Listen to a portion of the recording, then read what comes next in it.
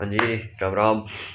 अ, तो आज अपन बात करेंगे कि अभी मैं रूपल मैम का वीडियो ही देख रहा था और बहुत सारे लोगों को मैंने देखा है, उसके अंदर बच्चों को ये डाउट रहता है कि एनसीईआरटी पढ़नी चाहिए, नहीं पढ़नी चाहिए, कब पढ़नी चाहिए। और दूसरा ये होता है कि आरपीसी की बुकें पढ़नी चाहिए और ऑथेंटिक बुकें पढ़नी चाहिए या नहीं पढ़नी चाहिए और कब पढ़नी चाहिए। उनके बारे में अभी रूपल मैम का वीडियो देख रहा था, वो कह रहे थे कि मैंने नहीं पढ़ा। तो मैंने एनसीईआरटी सॉरी उन्होंने कहा था मैंने लक्ष्मीकांत नहीं पढ़ा। तो उन सारी चीज़ों को अपन आज बात करेंगे। जो चलो स्टार्ट करते हैं। पहला ये मेरी आंखें ख़राब है, मैं बता देता हूँ। आई फ्लू होकर रखा है, इस चक्कर में मैंने ऐनक लगा के रखा हुआ, बाकी शो के लिए नहीं लगाया। ठीक है, तो मैं बता देता हूँ कि जो बंदा कोचिंग कर रहा है, जो कोचिंग कर रहा है, तो वो बंदा नोट्स ही पढ़े।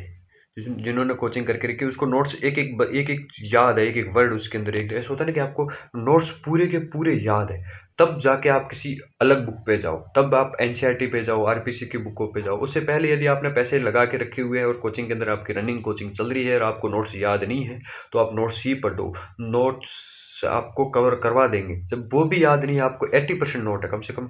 जो बंदा कोचिंग के अंदर पढ़ाता है वो एनसीईआरटी पढ़ के आया हुआ है, वो आरपीसी की बुकें भी उसने पढ़ के रखी हुई है, उसने ऑथेंटिक बुकें भी पढ़ी हुई है, उसने सब कुछ पढ़ने के बाद वो पढ़ा रहा है। इसका मतलब है कि वो आपको 80% उसके अंदर नोट्स के अंदर दे रहा है। इसका जब आपको 80% याद नहीं है तो आप दूसरी बुकों पे जाके क्या करोगे? वो तो पहला जो इम्पोर्टेंट होता है ना कि आपके अंदर ऐसे होता है ना कि जो अच्छा सा चीज़ें थी वो तो इसके अंदर पढ़ी, अच्छी चीज़ें में भी आपको याद नहीं है, फिर आप वहाँ के कचरा भी साथ में पढ़ोगे। तो इससे अच्छा है ना कि सारी अच्छे वाले नोट्स है वो पूरे के पूरे रटो। कोई सी कोचिंग हो, ऐसे नहीं किसी मैं किसी एक स्पेसिफिक कोचिंग का कह रहा हूँ, सारी कोई सी कोचिंग उठा लो और उसके नोट्स आपको पूरे याद है, तो फिर आप दूसरे पे जाओ, फिर आप एनसीईआरटी पढ़ो। क्योंकि आपका जैसे आरएस का मेंस हुआ, जो आपका आंसर राइटिंग होती है, उसके अंदर आपका बेस जमाने के लिए आपको एनसीईआरटी पढ़नी पड़ेगी, आरपीसी की बुकें भी पढ़नी पड़ेगी और आपको ऑथेंटिक बुकें भी पढ़नी पड़ेगी। लेकिन पहले आपके नोट्स याद होने चाहिए पूरे के पूरे, उसके बाद।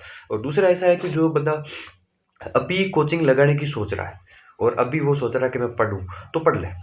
पर तो आप पढ़ लो। यदि आप कोचिंग आपने अभी नहीं लगाई और लगाने की सोच रहे हो, तो आप अभी पढ़ लो। ऐसे ही नॉर्मल याद करने की कोशिश मत करो, लेकिन आप 2-4 बार उनको ऐसे ही पढ़ लो, बस आंखों के सामने से निकालो। एनसीईआरटी निकालो, आरपीसी की बुकें निकालो, कोई दिक्कत नहीं है। और तीसरा है, जैसे कोई सेल्फ स्टडी कर रहा है, सेल्फ स्टडी कर रहा है, उसके लिए भाई आप एनसीईआरटी से, आरपीसी की बुकों से, ऑथेंटिक बुकों से, नोट्सों से आप अपने खुद के नोट्स तैयार करो और उनको पढ़ा करो। और दूसरा अब जैसे मैम ने बता रहे थे कि मैंने लक्ष्मीकांत नहीं पढ़ी, और वो ऐसे होता है कि किसी का कैचअप पॉइंट होता है बंदे का, जो टीचर बता रहा है। टीचर ऐसा होता है कि वो आपको पूरे का पूरा नहीं लिखवाता है, बहुत सारी चीज़ें हैं जो आपको बताते हैं वो, कि जैसे पॉलिटी हुई, हिस्ट्री हुई, उसके अंदर 80% ही लिखवा सकते हैं। शॉर्ट नोट्स का मतलब ये होता है कि आपको कम लिखवाए और ज़्यादा कुछ बताए। तो किसी का कैचअप पॉइंट होता है कि वो जब क्लास के अंदर सुनता है तो उसको सब कुछ याद हो जाता है, और किसी का ऐसा होता है कि सुना हुआ कुछ बातें भूल जाते हैं। तो उनके लिए है कि भाई ऑथेंटिक बुकें पढ़ो, एनसीईआरटी पढ़ो, क्योंकि वो एनसीईआरटी और ऑथेंटिक बुकों से ही बताते हैं, वही चीज़ें बताते हैं, लेकिन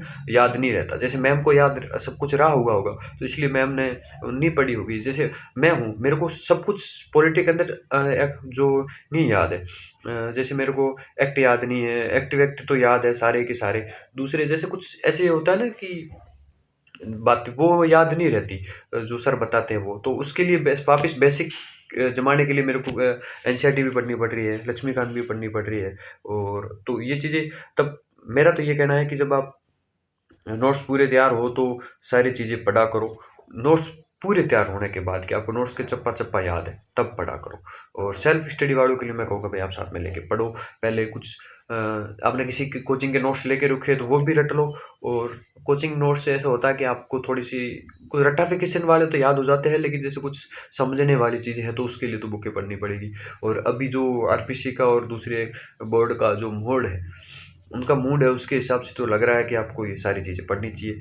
और इसके अलावा मैं, ये तो वीडियो बड़ा हो जाएगा, तो इसके अलावा मैं और आपको सारी की सारी बुकें अभी तो मेरे अलग से रखी हुई पड़ी है, कुछ लाइब्रेरी के अंदर है, कुछ कहाँ। तो मैं सारी आपको बुकें भी बता दूंगा कि मैं कौन कौन सी बुक्स पढ़ता हूँ और जो ऑथेंटिक बुकें कौन सी पढ़ता हूँ। बाकी आपको एनसीईआरटी है उनका तो पता ही है।